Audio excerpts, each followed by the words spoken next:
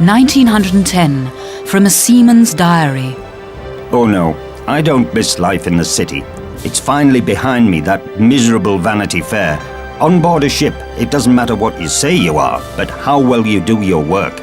You and your shipmates have to rely on each other. You'll have to stick together. Here at sea, I found the true life.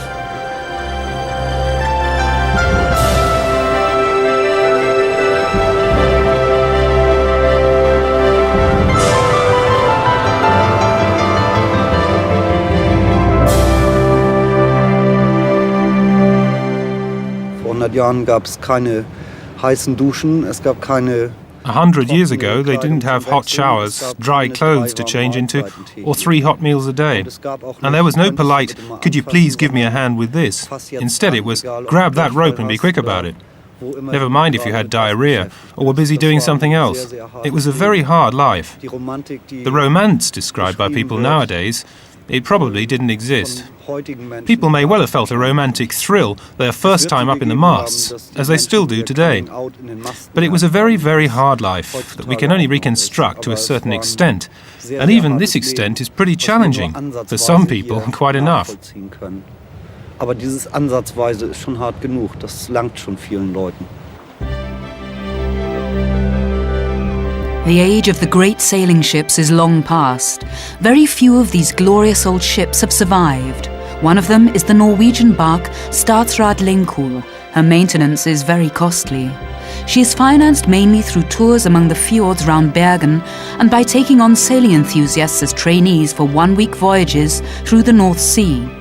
Joseph Conrad, the Pole who learned English on British sailing ships, wrote in 1906, Sailing is as utterly gone out of the world as the song of a destroyed wild bird. The taking of a modern steamship has not the same quality of intimacy with nature as does the art of sailing. It is less personal and a more exact calling. It is, in short, less a matter of love. Its effects are measured exactly in time and space. Punctuality is its watchword. It is not an individual temperamental achievement, but merely another step forward upon the way of universal conquest.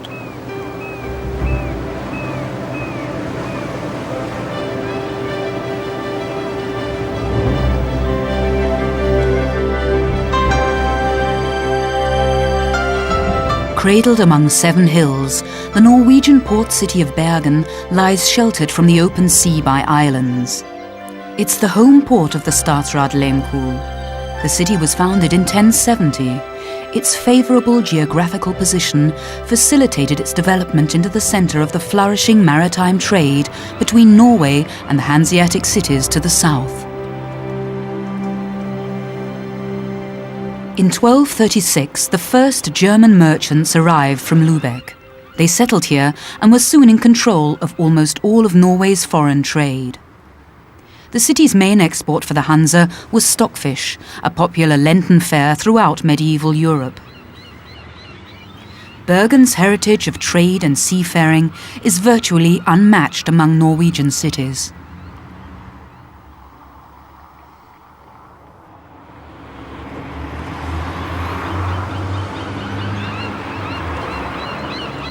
The Statsraad Lehmkuhl at her quay in Bergen, an impressive ship, the world's oldest and largest 3-masted bark still in service, overall length 321 feet, beam 41 feet, draft 16.5 feet. The regular crew has cabin space on board for 22. The ship can also sleep 150 cadets or trainees.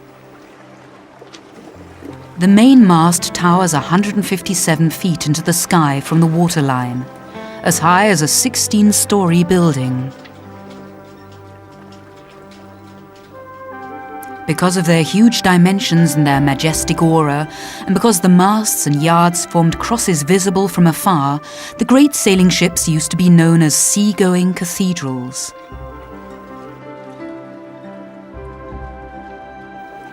The 22 sails of the Statsraad Lehmkuhl add up to a total area of more than 21,500 square feet, about half as much as a football field.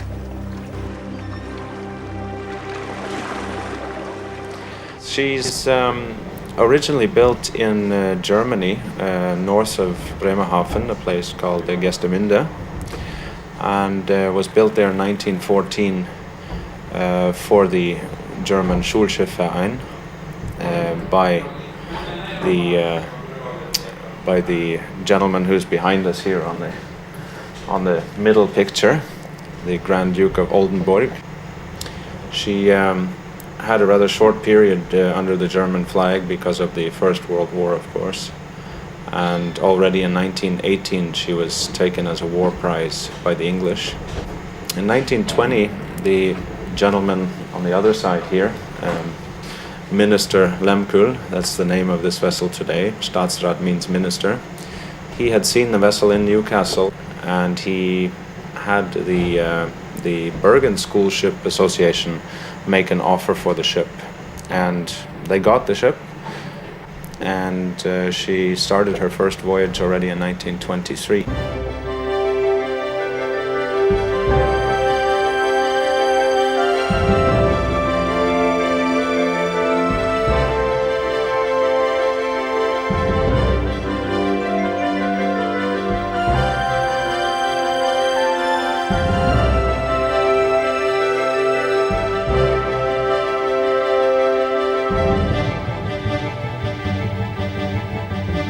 In 1940, the bark fell into the hands of the German Wehrmacht. She was rechristened Westwärts and used as a munitions depot during the war. After the war, the Bergen School Ship Association reclaimed the Windjammer. In the 1960s, the demand for sailing ships as training facilities fell steadily. Modern vessels were preferred. There were serious thoughts of selling the Statsraad Lehmkuhl to foreign buyers. That was when the shipping entrepreneur Hilmar Rexton stepped into action. He thought it would be a shame to give the ship up, so he just bought her. In the 1970s, Rexton found himself confronted with prohibitive maintenance costs. The Statsraad Lehmkuhl Foundation assumed control of the old bark. The only goal that this foundation has is to keep this ship sailing as long as possible, and when the day comes that she does stop sailing, to keep her preserved for the future generations. But things haven't come to that yet. The Statsraad Lehmkuhl may be rather old, but she is in remarkably good condition.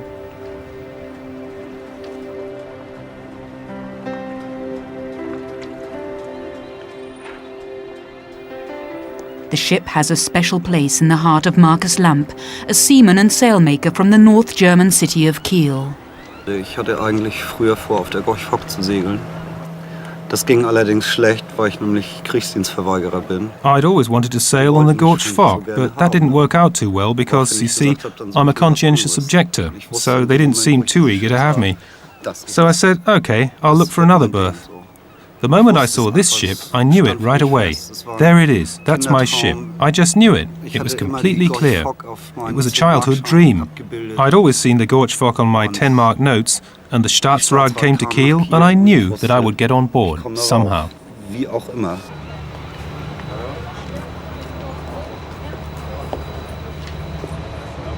The dream of sailing on a windjammer comes true on the Statsraad Lehmkuhl.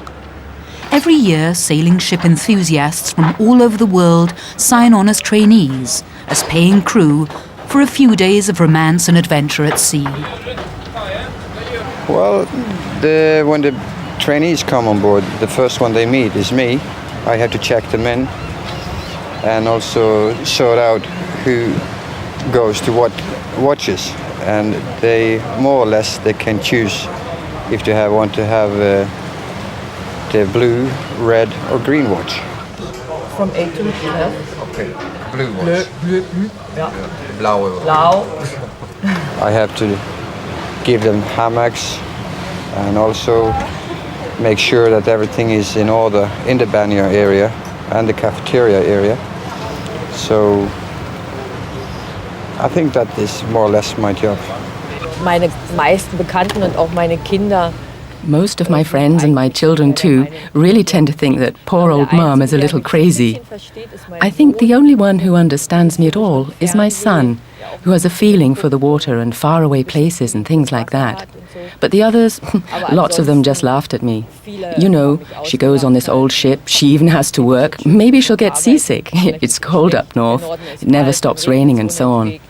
But mostly they say, the lady is a little crazy. Meistens hört man, na, die Frau hat einen Tick. It seems that Inez Silat isn't the only mild case of lunacy willing to exchange a few nights in a comfortable bed at home for 2 hooks and a hammock in cramped, non-private quarters, in search of new and unforgettable experiences.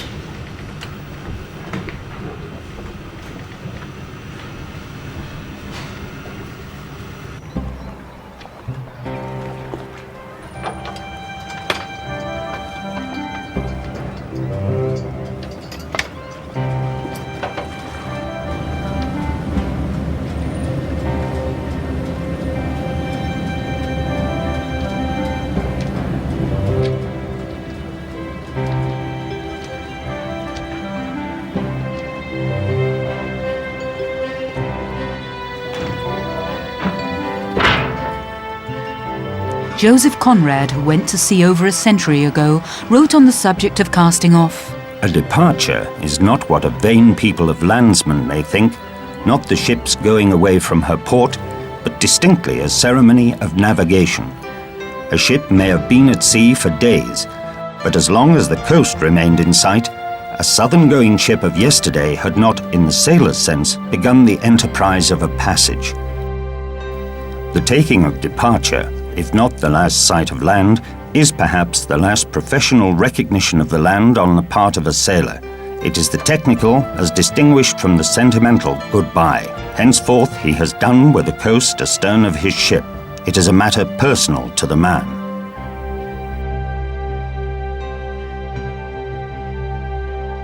The seaman takes his departure by means of cross bearings, which fix the place of the first tiny pencil cross on the track chart, where the ship's position at noon shall be marked by just such another tiny pencil cross for every day of her passage.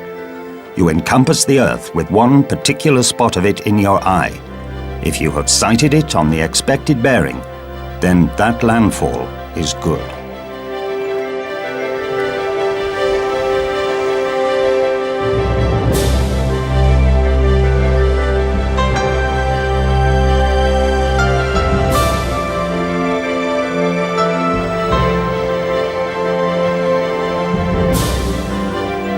After the ship has left the harbour, it's time to set the sails. Crew members have gone aloft to undo the gaskets which hold the sail under the yard.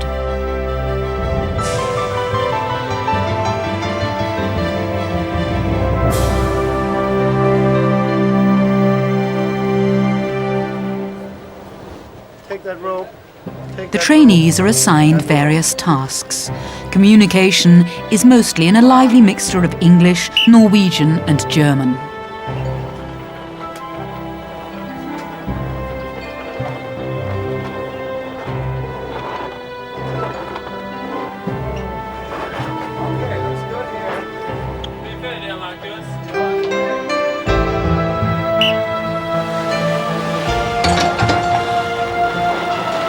The foresail, the first of 22 sails, is set.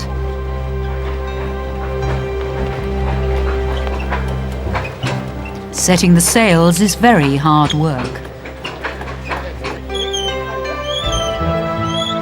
Some of the trainees are already old hands. Others have no experience at all. This means, of course, that there is still a certain lack of coordination among them.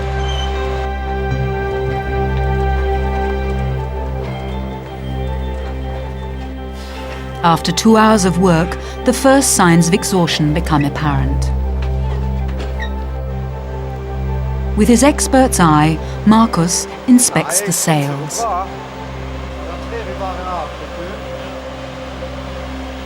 He is satisfied. Okay, thanks for your help. Well. Es ist immer sehr abenteuerlich, wenn neue Mitsegler an Bord sind. You never know what to expect when new trainees are on board, for the simple reason that I can't expect these people ever to have had anything to do with rigging before.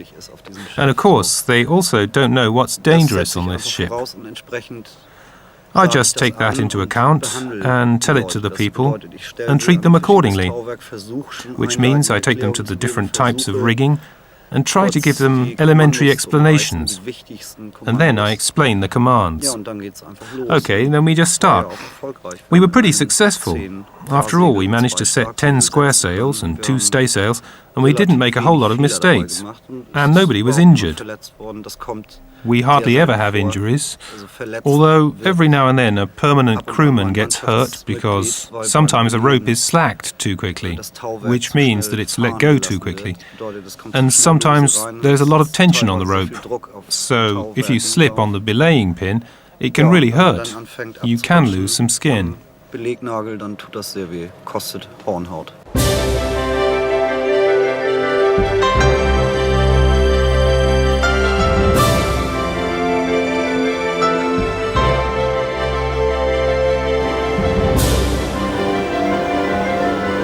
The Statsraad Lehmkuhl makes good headway.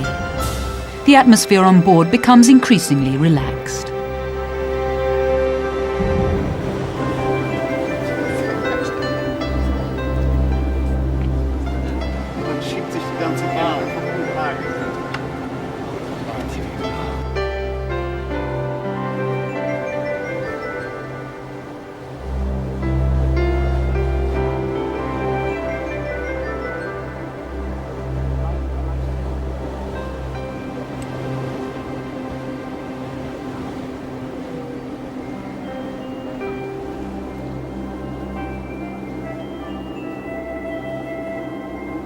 The day that you bring all the trainees on board, there's about 150 things happening at once.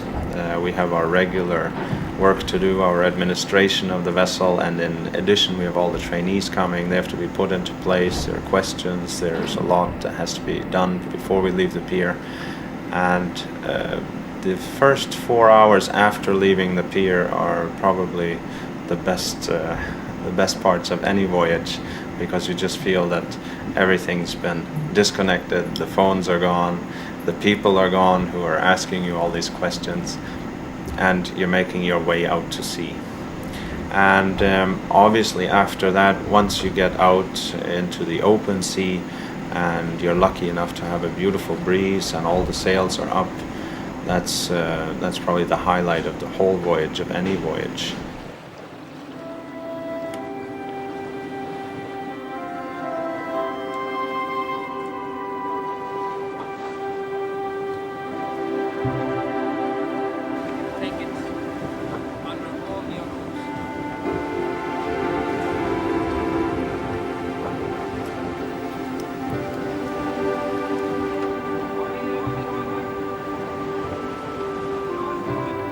Dead tired, the trainees have climbed into their hammocks. The gentle swell has rocked them into a deep and peaceful sleep.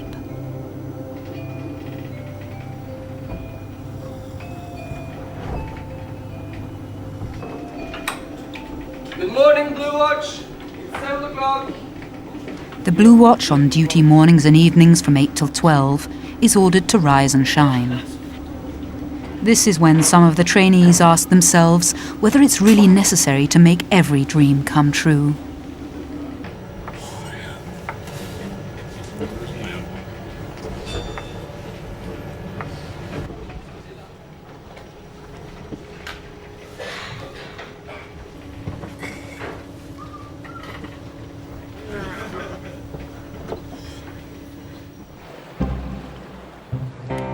The crew puts the trainees to work on the various duties of the watch. Every morning the deck is scrubbed to prevent the planks from drying out. All day and night the fire watch passes through the decks. The lookout near the bows scours the horizon for possible dangers, and on the stern the man overboard watch keeps his eyes peeled. Naturally, the helm is also manned around the clock. Joseph Conrad wrote of these routine duties. It is a great doctor for sore hearts and sore heads too, your ship's routine, which I have seen soothe the most turbulent of spirits. There is health in it, and peace and satisfaction of the accomplished round, for each day of the ship's life seems to close a circle within the wide ring of the sea horizon. It borrows a certain dignity of sameness from the majestic monotony of the sea. He who loves the sea loves also the ship's routine. Nowhere else than upon the sea do the days, weeks and months fall away quicker into the past. They seem to be left astern as easily as the light air bubbles in the swirls of the ship's wake, and vanish into a great silence in which your ship moves on with a sort of magical effect. The sails are trimmed. They are brought into a position that will convert wind energy into a maximum forward impetus.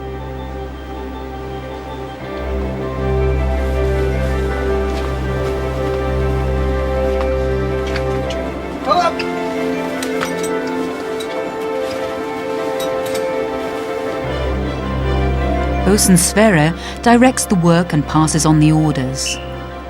Depending on the direction of the wind, the sails are sometimes trimmed in the form of a fan to have an optimum angle to the wind.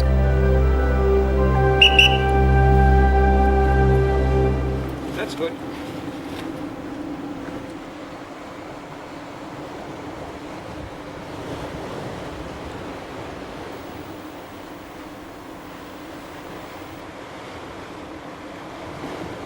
Beeindruckend ist natürlich der Aufstieg zu den Segeln. Das ist eine ganz eigene Sache. Of course, the climb up to the sails is really something. It's very special. For one thing, the view is fantastic from up there, and the wind and the water, it really is great. But you also sense your own limitations when you're hanging up there. You know, there's only the rigging going up at an angle, and all of a sudden you notice that it's just your own hands, your own strength holding you up there. And what you're standing on is just a rope, pretty thin too, and that deck is a long way down. But it's exhilarating to be able to stand there. You've made it. You've been up and down, and you've got that view. You look out over the sea. That's really like a dream.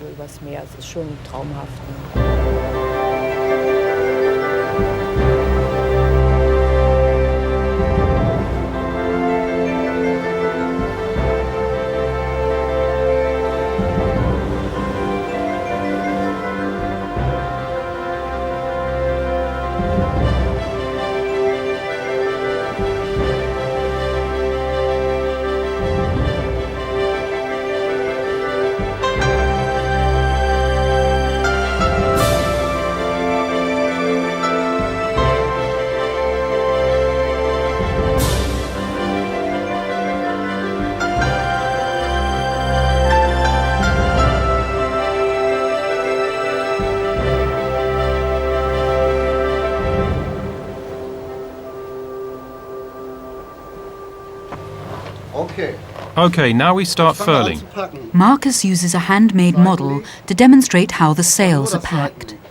The leech, and only the leech, is pulled up to the yard. Pull towards the middle so that it's nice and taut here. Now find the lower bolt rope and pull it up to the yard. Okay, now we've got the sail on the yard and we're hanging with our stomachs forward and we start fishing canvas.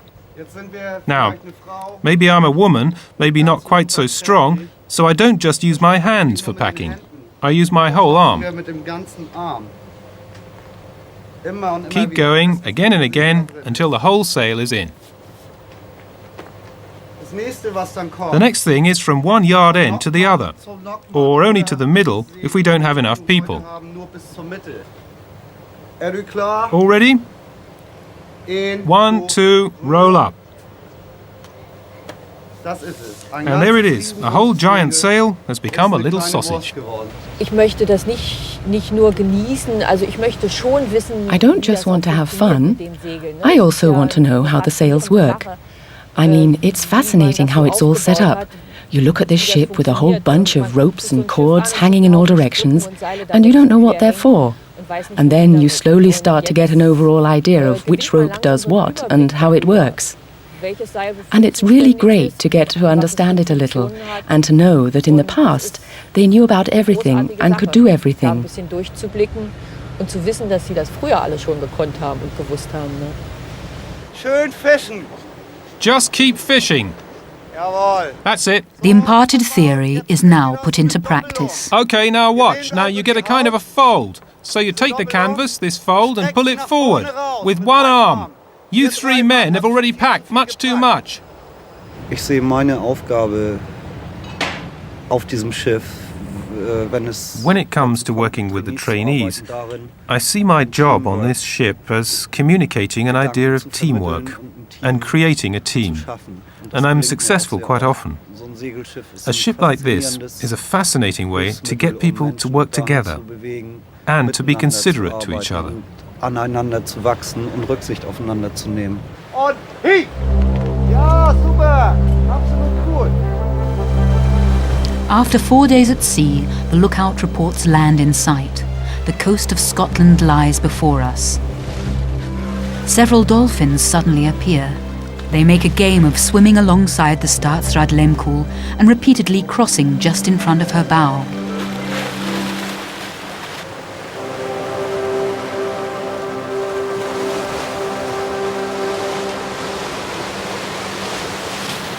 The pilot comes on board to guide the bark safely into port.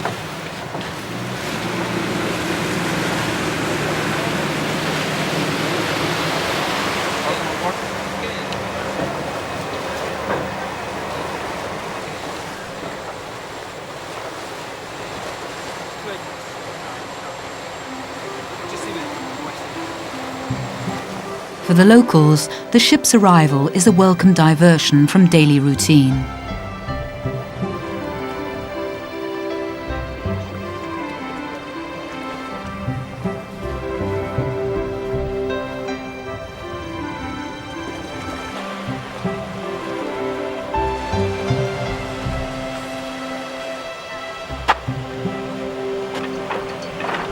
You go first to the Caledonian bar.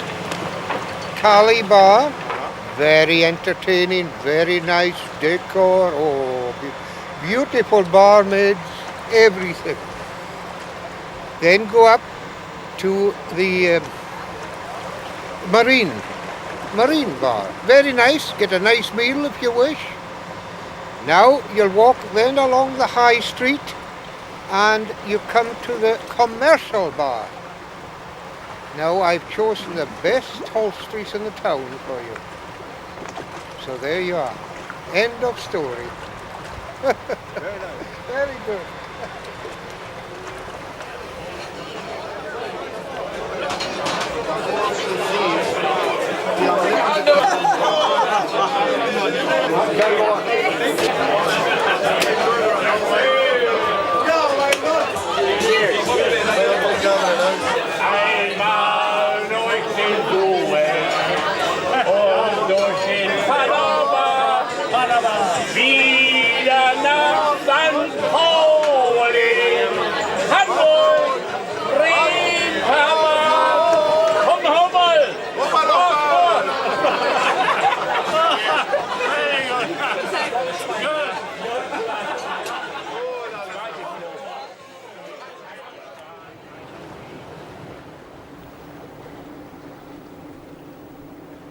Early in the morning, while the others are still in their hammocks, many of them sleeping off hangovers, Marcus goes aloft to make repairs. He wants to replace some old rat lines with new ones.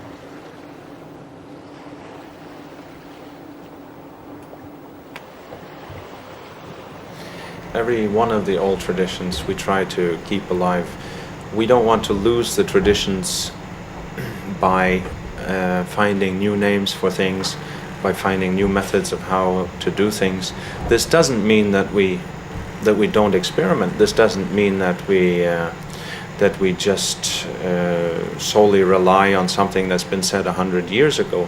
Obviously, even today, we still experiment with a ship like this, and we can buy hundreds and hundreds of books which explain how to sail a ship like this, the rules of what one should and should not do. But still you'll always find something new that you can do, because every ship is different, and not every person who has written these books has sailed every type of ship. So we do try to keep the main line on the traditions. We use all the same expressions, the same routines are used as they were on the school ships, and from there on we just adjust a little bit. We have to, of course, adjust to the modern age. We have modern equipment on board, we have some of the comforts of home on board. And those are the only things that deviate from the real traditional part of the ship.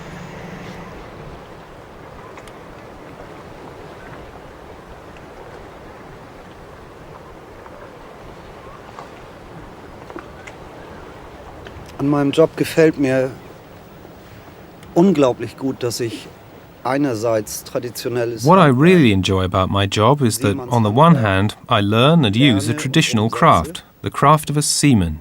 And on the other, I also really like working with people, basically a real learning by doing teaching method. Was mir nicht gefällt ist, what I don't like is that I just can't cheat my way out of modern times. There's no way around it. We're living at the end of the 20th century, and not 200 years ago. I can't just chuck the rest of the world, and that has an effect on my everyday work here. We're simply not mariners circumnavigating the globe 150 years ago. We're here, with schedules and deadlines. The ship has to make money, which means we have to organize fjord tours around Bergen, restaurant tours, so to speak, through beautiful scenery the passengers aren't that interested in, since they come on board to have parties and to dance, stomping around in high heels, which ruin the decks. I don't think that's very good. Mit hochhackigen Stöckelschuhen uns das Deck kaputt treten. Das kann ich nicht gut finden. Marcus's method of load testing the new ratlines.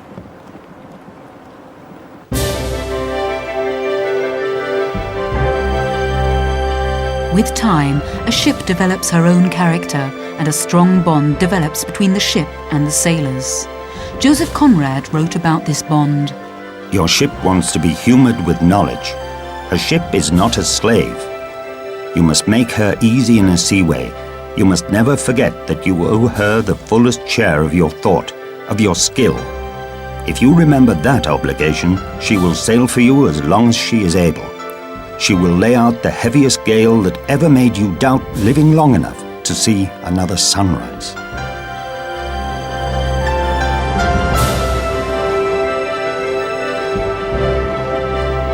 A sailing ship draws its power from the soul of the world, the wind.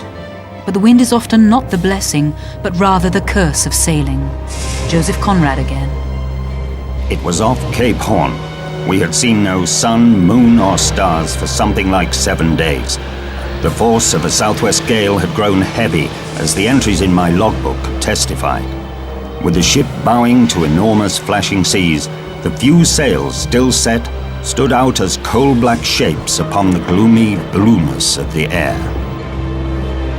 I was a youngster then, and suffering from weariness, cold, and imperfect oilskins which let water in.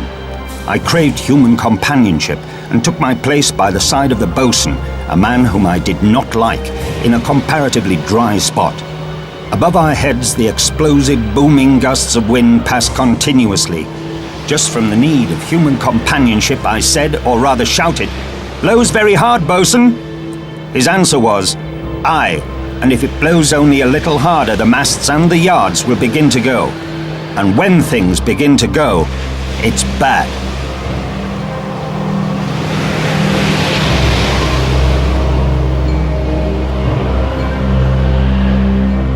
Right, this was our 1600 position here. We're just south of the Bergen Bank, south of Frigg oil field. And it's about 107 miles away from the entrance to Korsfjord by Marstein Light, which is where we have set our course for. And the course for that's 060 degrees, and we're steering now 065, so we can head a little bit up in case the wind comes ahead. And our speed now 9.7 knots, that's good. That'll get us there ahead of schedule. So if the wind lightens up, we can continue to sail. So it's pretty good for us. We don't have to use the engine.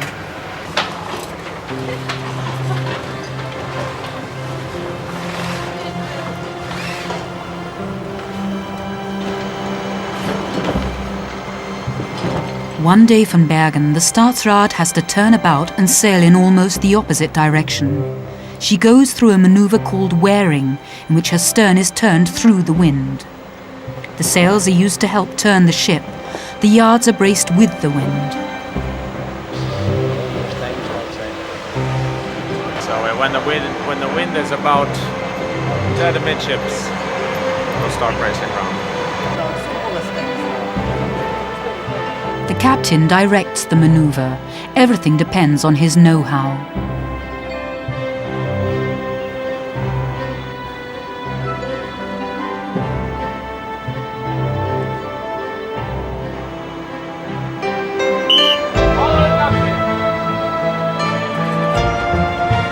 First, the yards of the mainmast are braced with the wind.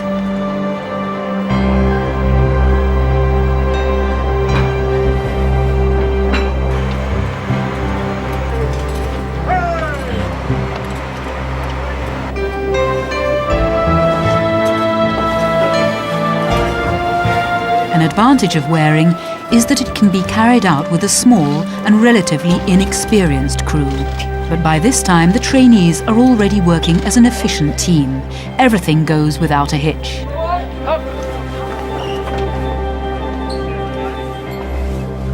Now the foremast is also braced.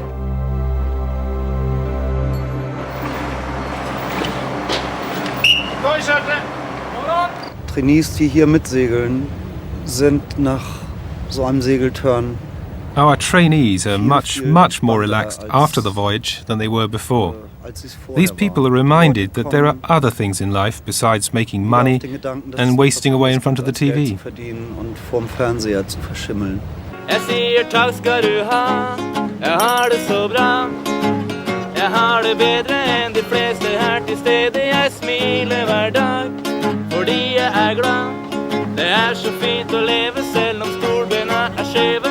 Jeg dekker på med lys og røde roser og venter på at du skal ringe på. My dream is to take all the ballast, 630 ton, load it with Scotch whiskey and go to Australia. And with some nice trainees on board. I think then my dream come true. It's often been discussed whether or not to make a cruise around Cape Horn with this vessel. She's the right type of the vessel. She's very big, she's very long, and she can take very hard weather. So if I had the chance, I would be more than happy to take her around Cape Horn on a round the world cruise, and I think that would be her right element.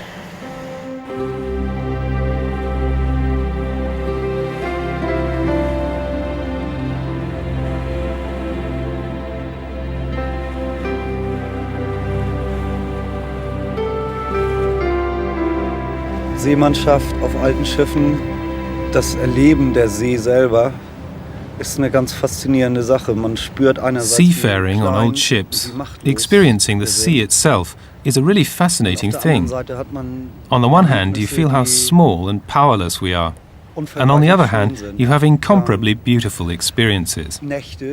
We have nights when it's so clear that we see the stars people on land never get to see, certainly not city people. There's always a certain brightness over cities at night, which is not the case at sea, especially when we're sailing.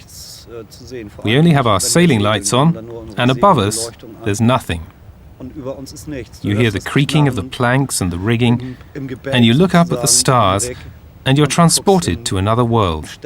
You're just overwhelmed. I am, at least.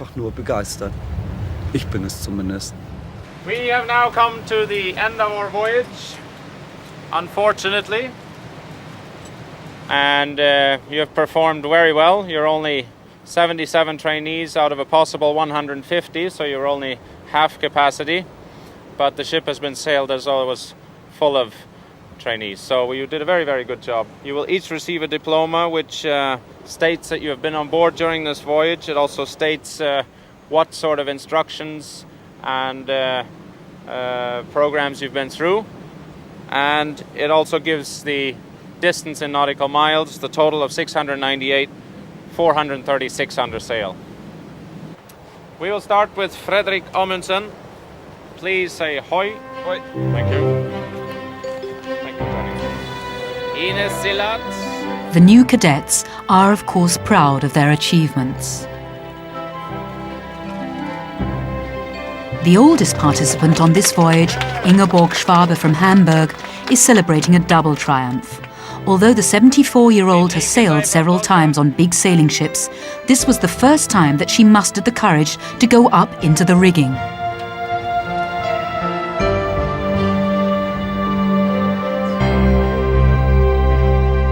The end of the voyage is drawing near. The sails are taken in, and we will soon be back on land. Although it's hard to say goodbye, everyone is happy to have made a dream come true.